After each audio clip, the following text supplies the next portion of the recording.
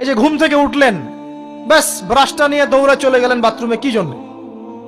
ঘুম থেকে উঠলেন, আগে চোখটা একটু ঘষতে হবে, মুখে হাত দিতে হবে, তারপরে আপনি দোয়া পড়বেন। কি দোয়া পড়বেন? আলহামদুলিল্লাহিল্লাযী আহইয়ানা বা'দা মা আমাতানা ওয়া ইলাইহিন নুশুর। তারপরে আপনি যাবেন বাথরুমে। দোয়াটা না পড়ে কেন গেলেন? ঘুমাচ্ছেন, ঘুমানোর আগে আপনি অবশ্যই বলবেন।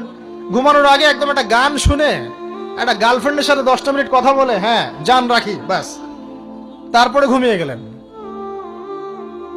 ঘুমটা আপনার জন্য ইবাদত হলো না? হারামে লিপ্ত হতেন না? আল্লাহুম্মা বিইসমিকা আমুতু ওয়া আহইয়া পড়তেন, সূরা মুলক পড়তেন, সূরা কাফিরুন পড়তেন, সূরা ফালাক নাস ইখলাস পড়তেন, ঘুমিয়ে যেতেন। পুরো ঘুমটাই ইবাদত, পুরো ঘুমটাই নাকি? ঘুমিয়ে আছেন নাকি পাচ্ছেন? আপনি ইচ্ছাকৃতভাবে বিসমিল্লাহ আল্লাহুম্মা ইন্নী আউযু বিকা মিনাল খুবসি ওয়াল খাবাইস, এরপর ইস্তেনজা করবেন, তারপরে আপনি গুফরানাকা বলে বের হয়ে আসবেন। পুরো ইস্তেনজার সময়টুকু নাকি?